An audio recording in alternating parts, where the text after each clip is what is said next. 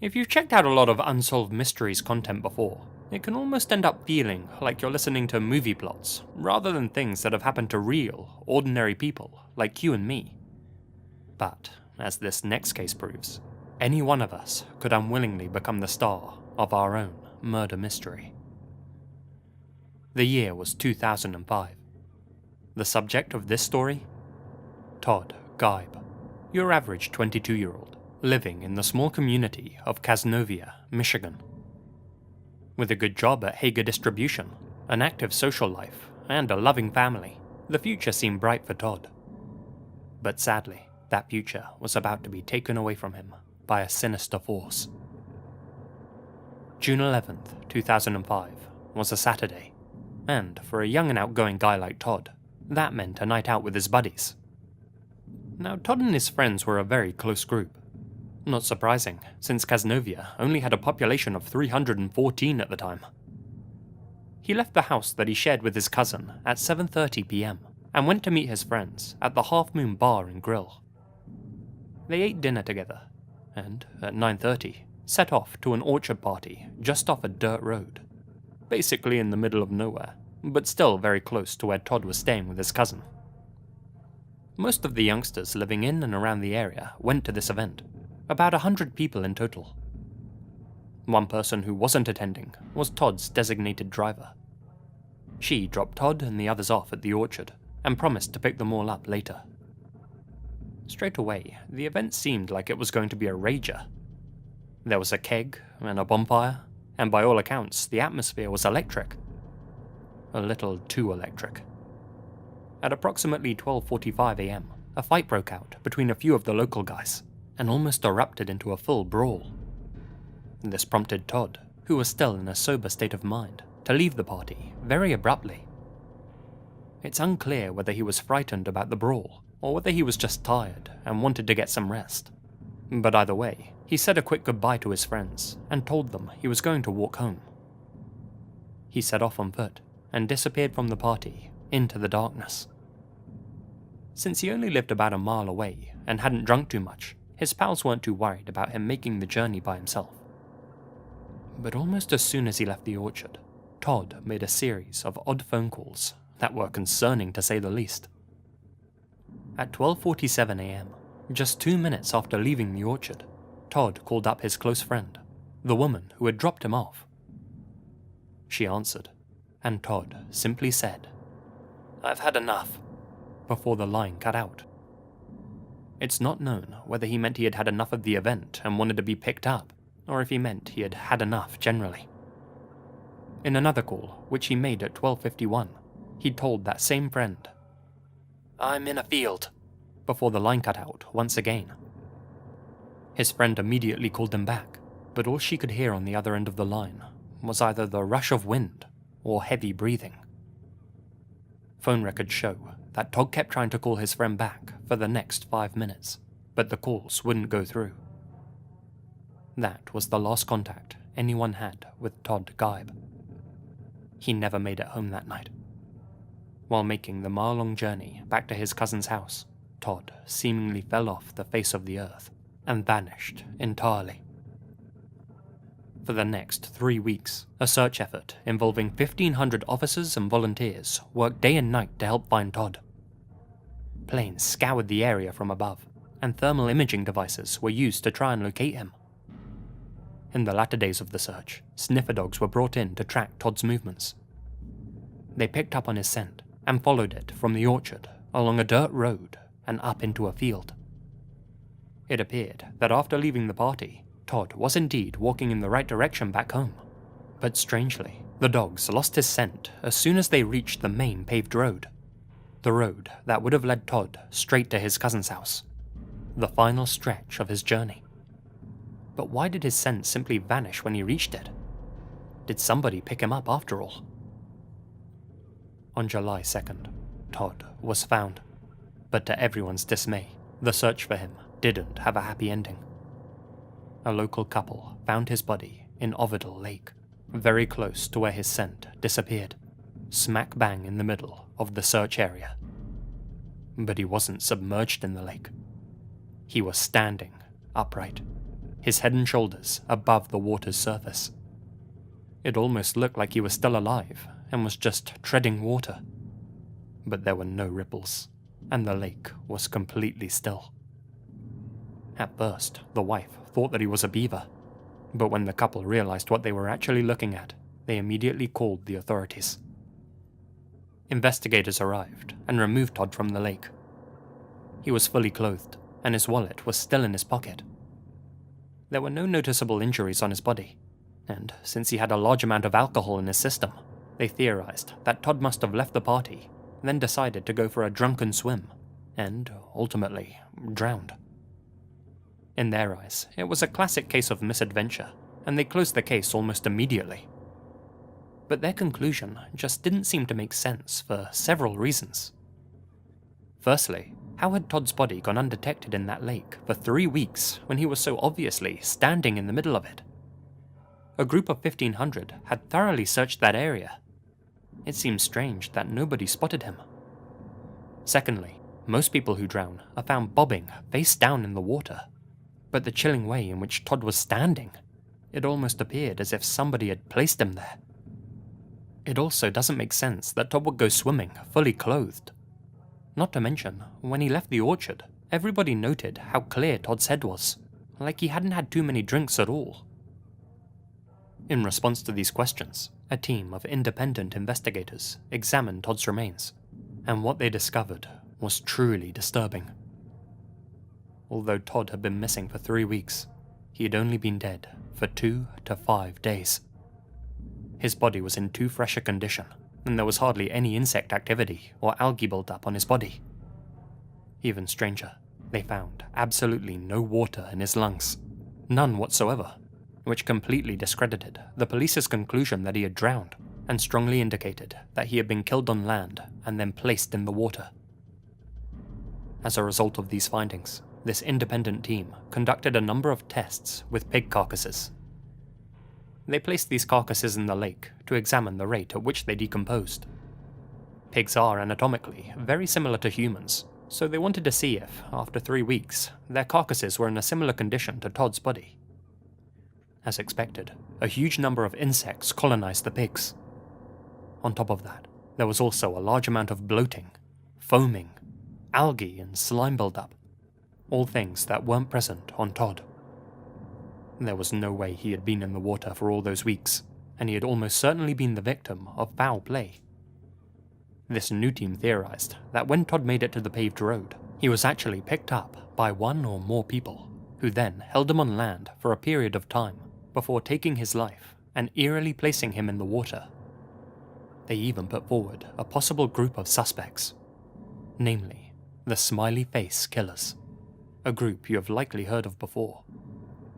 Their existence remains unverified, but many people, including seasoned investigators, believe they're a shadowy group of organized killers who target young, successful, popular men, and almost always dump their remains in rivers, canals, and lakes, often leaving behind their graffiti signature close to the scene, a crudely sprayed smiley face. According to some witnesses, one such smiley face was found spray-painted on a tree near Ovidal Lake, though I can't seem to find any official reports confirming that. The team speculated that the Smileys forced Todd to consume a lethal dose of amitriptyline and desipramine, 2 prescription substances which were also found in his system, and which Todd himself hadn't been prescribed. Despite the independent team's findings, the authorities stuck with their ruling and said Todd had accidentally perished while night swimming, even though there was no water in his lungs. It's entirely possible that Todd's demise was a complete accident, but the official version of events ignores too much evidence to be taken seriously, and the quest for definitive answers persists to this day. Todd's mother has tried for years to get her son's case reopened, but even though all the evidence points towards foul play, the cops still refuse to take another look at it. Remember, Todd lived in a very small community of only 314 people. If somebody did take his life, it doesn't seem like it would be hard to find the person responsible. That, combined with the authorities refusing to reopen their investigation, has led some people to believe there's a cover-up going on. If that's the case, then the only questions left to answer are who are the authorities protecting, and why?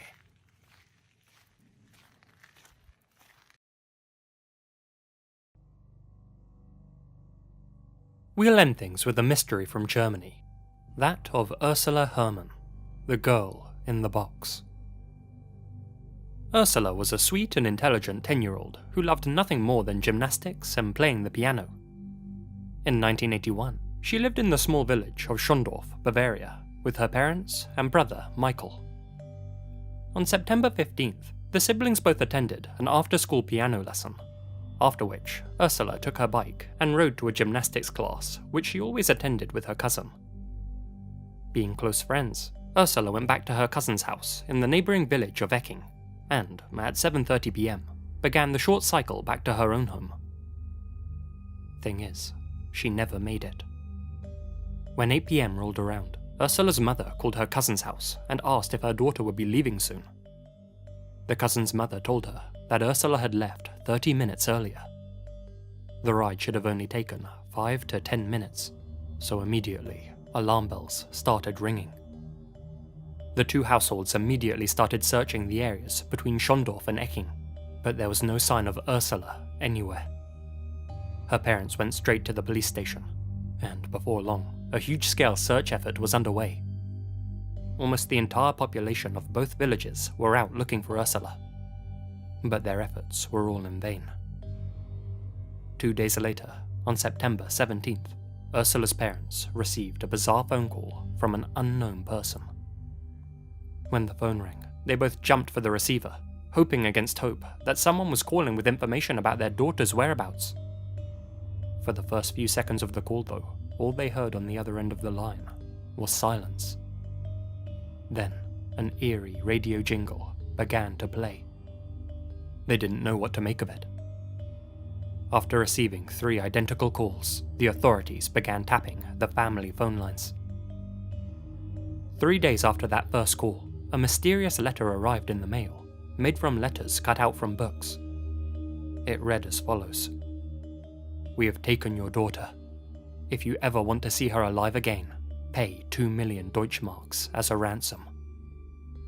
2 million Deutschmarks worked out to be roughly $1.2 million, a huge sum which the Herrmann family simply didn't have.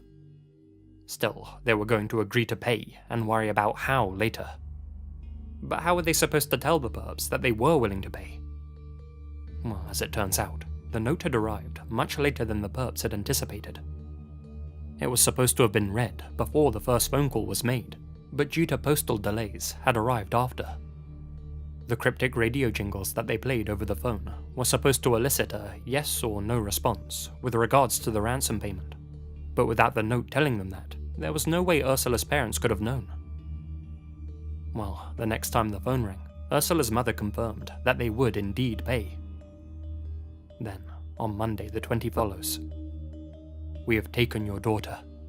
If you ever want to see her alive again, pay 2 million Deutschmarks as a ransom." 2 million Deutschmarks worked out to be roughly $1.2 million, a huge sum which the Herrmann family simply didn't have. Still, they were going to agree to pay and worry about how later. But how were they supposed to? Over the course of the next few days, the Herrmanns reached out to everyone in their community for support, and as a result, were able to raise the 2 million Deutschmarks they needed to get their daughter back. Now all they had to do was wait for the perps to tell them when and where to meet. But those instructions never came. After 2 weeks with no contact, search efforts for Ursula reignited. Hundreds of officers, tens of sniffer dogs, and many people from the villages combed the woods. This time, they used metal rods to search beneath the leaves and foliage. Finally, 19 long days after Ursula had first disappeared, a huge discovery was made. Using a metal rod, one of the officers found something hidden beneath the forest floor. A green box, shallowly buried in the earth. Inside was the lifeless body of Ursula Herrmann. Everyone was devastated. Ursula's parents had agreed to pay the ransom, so why had the perps so callously taken her life? Well, as it would turn out, they likely hadn't meant to. To begin with, Ursula's remains were examined, It was clear that she hadn't put up much of a fight, had likely been sedated when she was first taken, and hadn't tried to escape. As for the box she was entombed in, it had actually been designed to keep Ursula both alive and entertained. There was food and water inside it, along with books, a small bulb, a radio, a toilet bucket, and a ventilation pipe which went up to the surface so she could breathe. But just like how they hadn't anticipated their ransom note being delivered late, they had also failed to consider air circulation. Despite designing the box to keep Ursula alive, she'd ultimately perished due to a lack of oxygen. The ventilation pipe simply didn't allow for enough air exchange, and in all likelihood, she had suffocated just a few hours after being placed in the box. The authorities quickly realized that the box was far too big and heavy for one person to have moved alone, meaning there were at least 2 perps involved. They were quickly tipped off that a man named Werner Mazurek may have been one of those responsible. Mazurek lived next door to Ursula and her family, and was known to be in a lot of debt, so he certainly had a motive. Thing is, he also had an alibi. He claimed that at the time Ursula disappeared, he was playing the board game Risk with his wife and her friends, something which they all confirmed. He was taken in for questioning anyway, but released after several days. After his release, an acquaintance of his, Klaus Pfaffinger, told the authorities that Mazurek had asked him to dig a hole out in the woods not long before Ursula vanished. Thing is, when the authorities asked Pfaffinger to take them to the hole, he was unable to do so, and recanted his statement. Perhaps he was lying for attention. Perhaps he wanted revenge on Mazurek for something. Or perhaps he was involved in some way.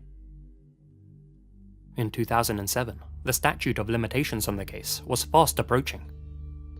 By that point, Pfaffinger had passed away, and the only living suspect was Werner Mazurek.